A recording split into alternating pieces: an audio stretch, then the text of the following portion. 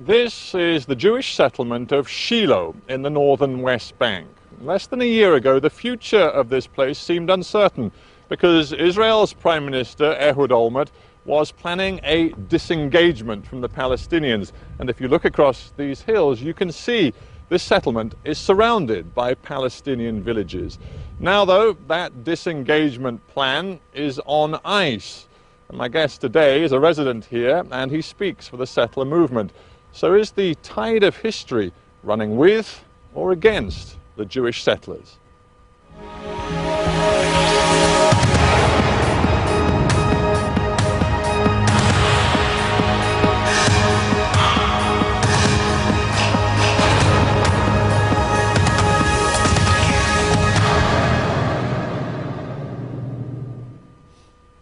Yisrael Madad, welcome to Hard Talk. Thank you very much. You've lived in this place, Shiloh, for 26 years, but you know that your government is now committed to the idea that this place will have to be abandoned as part of a two-state peace agreement with the Palestinians. So do you feel politically vulnerable now? Well, I think we've always had a feeling of vulnerability, being anxious at times. However, governments come and go. And as you noted, 26 years we're still here. We've developed, we've grown. We have a third generation here already. We've seen that an abandonment of land down in Gaza has not solved any of the problems, and eventually we hope that the majority of the Israeli voting public will give us the right to continue to live here. Governments come and go, you say, but the key change now is that it is, first it was Ariel Sharon, now it's Ehud Olmert. It is politicians steeped in the tradition of the Likud nationalist right who have now decided that places like Shiloh cannot be sustained as part of the Jewish state. Well, people are in error at times, and I think the longer they try to move their mistaken policies, I think the larger electorate will say that something is very wrong here. The more the Palestinians give up their opportunities, the more they turn to terror.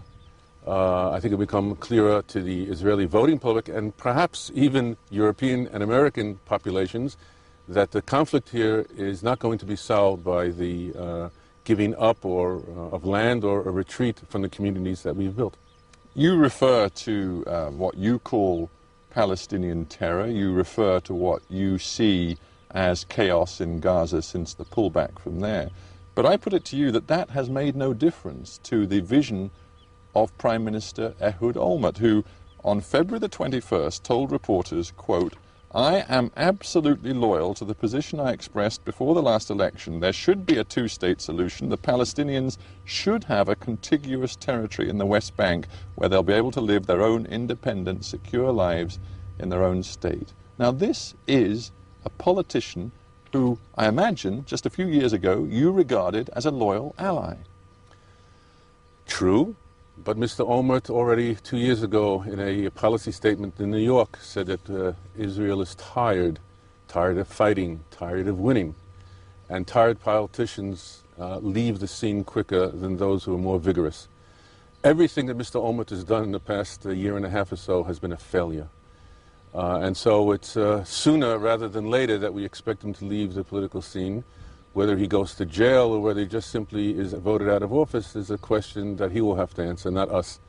We are very confident that the vision that we have promoted, that we are involved in, of Jews returning to their historic homeland is the correct vision for the State of Israel and for peace and security in the region. This isn't just about Mr. Olmert, though, is it? It is about the entire political and military establishment in Israel, which believes there is no long-term sustainable future for places like this. I refer you to, again, a man that I'm sure over the years you have had a great deal of respect for, Shaul Mofaz, defense minister, just a year ago, who outlined his vision of what might be defensible as Jewish settlements across the Green Line in occupied land. Now, he came up with several blocks, I believe about half a dozen settlement blocks, that he said he would endeavor to fight for, to retain for Israel. But this place was not one of them.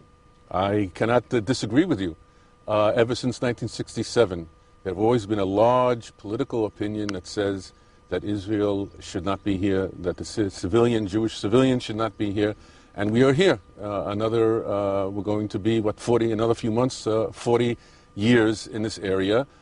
Jewish activity here in terms of returning to the land and building communities started up almost immediately. Since there were no communities here or any Jewish civilians here before '67, and yet there was terror, I don't see any logical link between a Jewish presence and the solving of the situation. Let's stick to the immediate future for this place, because of course settlers said they wouldn't leave Gaza. They said that they would resist. They said they would find ways of staying inside Gaza. But they went. They went because the government told them they had to go. And that will happen here too. I don't think so. They will happen here. I think everybody knows it was a mistake to leave Gaza. Situations, though, are different. Gaza was, I think, a different demographic situation on the ground there. Most Israelis don't think it was a mistake to leave Gaza. I don't think so. I think that... Well, you read the opinion polls, you know that most Israelis felt that there was no point in Jewish settlers making any sort of claim on land inside the Gaza Strip. I think the people that do say that are minority opinion. Are you saying that if the government attempts to close this down, get you out of here, you will resist? I think we have a democratic right to resist, of course, and to protest, and to gain political strength from the other side to offset any sort of a government position. That's democracy, and I think that we're here because of democracy. I think we're here because of former government decisions placing us here, recognizing the fact that this is part of the Jewish national homeland. I don't think we have to go to resolve the situation, though. Well, let's talk about that claim, that legitimacy that you say underpins your presence here. Let's be straightforward about this. On what basis do you believe you can claim legitimate, lawful ownership of the land beneath our feet?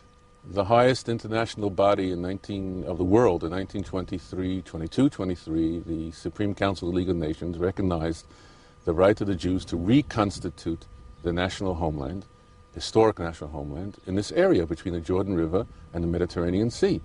We have consistently, all through that period of time, both pre-state and afterwards, given up territory in a vain hope that this compromising position will give our enemies, those who do not want us to live here, the understanding that we want to share and we're willing to compromise. That hasn't worked. I think that decision, based on religious, legal, and historical reality, says that a Jew living in Shiloh here is the most natural thing for a Jew to do. But that is a very long answer, but let's just be simple about this. You believe you have a claim here based on the fact that thousands of years ago Jews lived, actually not here, but very close to here, that there is